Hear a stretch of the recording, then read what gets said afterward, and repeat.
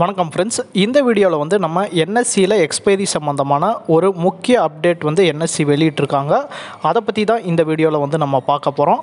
சமீபத்தில் April 4லேருந்து expiry சம்மந்தமான ஒரு அறிவிப்பு வந்து வெளியிட்டாங்க. ஸோ பல வருடங்களாக நடைமுறையில் இருந்த நிஃப்டி, பேங்க் நிஃப்டி மற்ற சில முக்கியமான இண்டெக்ஸினுடைய எக்ஸ்பைரியை தேர்ஸ்டேலேருந்து மண்டேவாக மாற்றுறதா வந்து என்எஸ்சி அந்த சர்க்குலரில் வந்து வெளியிட்டாங்க. தற்போது அந்த எக்ஸ்பைரி டேனுடைய மாற்றம் நடைமுறை ஆக உள்ள நிலையில் செபி இந்த நடைமுறையில் வந்து தலையிட்டு தற்போது அறிவிப்பு வெளியிட்டிருக்காங்க. அது எக்ஸ்சேஞ்சு அவங்களுடைய எக்ஸ்பைரி டே ஒன்று டியூஸ்டேவாக இருக்கணும் அல்லது தேர்ஸ்டேவாக இருக்கணும் அப்படின்றத வந்து வலியுறுத்தியிருக்காங்க.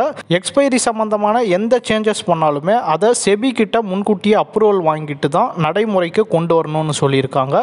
இப்போ இதன் காரணமாக பார்த்தீங்கன்னா தற்போது ஏப்ரல் 4 முதல் நடைமுறைக்கு வர இருந்த மண்டே எக்ஸ்பைரி வந்து காலவரையின்றி ஒத்தி வைக்கிறதா என்எஸ்சி ஒரு சர்க்குலரை வெளியிட்டு அதில் மென்ஷன் பண்ணியிருக்காங்க. ஸோ அது வந்து உங்களுக்கு ஸ்க்ரீனில் வந்து நான் காமிக்கிறேன். அதில் பார்த்தீங்கன்னா உங்களுக்கு தெரியும்.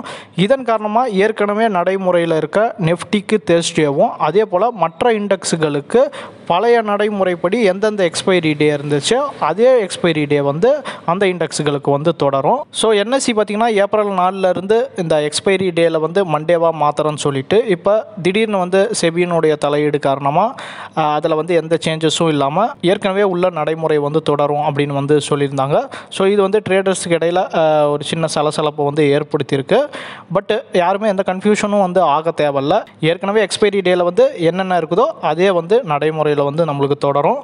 ஸோ யாரும் எந்த கன்ஃபியூஷனுமே ஆக வேணாம். ஸோ என்எஸ்சி வெளியிட்டிருக்கக்கூடிய அந்த சர்க்குலரில் பாருங்கள் டிஃபர்ட் அப்படின்னு வந்து கொடுத்துருக்காங்க. ஸோ அந்த மண்டேவனுடைய எக்ஸ்பைரி டேவை தான் வந்து அவங்க டிஃபர்ட் பண்ணியிருக்கிறதா சொல்லியிருக்காங்க. ஸோ ஃபர்தர் நோட்டீஸ் வர வரைக்குமே பார்த்திங்கன்னா பழைய எக்ஸ்பைரி டே என்னவோ அதே தான் வந்து தொடரும். அடுத்த நோட்டீஸ் வந்துச்சு அப்படின்னா அது வந்து மண்டேவாக மாறதுக்கான அந்த வாய்ப்புகள் இருக்குதா இல்லையா அப்படிங்கிறத அது ஃபர்தராக வரக்கூடிய சர்க்குலரில் வந்து அவங்க தெரிவிப்பாங்க. செபியினுடைய இந்த எக்ஸ்பைரி டே சம்மந்தப்பட்ட இந்த தலையீட்டிலேருந்து நம்ம என்ன புரிஞ்சிக்க முடியுதுன்னா எக்ஸ்பைரி டே அப்படிங்கிறது ஒன்று நம்மளுக்கு டியூஸ்டேவாக இருக்கும் இல்லைனா தேர்ஸ்டேவாக தான் வரக்கூடிய காலங்களில் கூட இருக்கும் அப்படிங்கிற மாதிரி நம்மளால் புரிஞ்சிக்க முடியுது.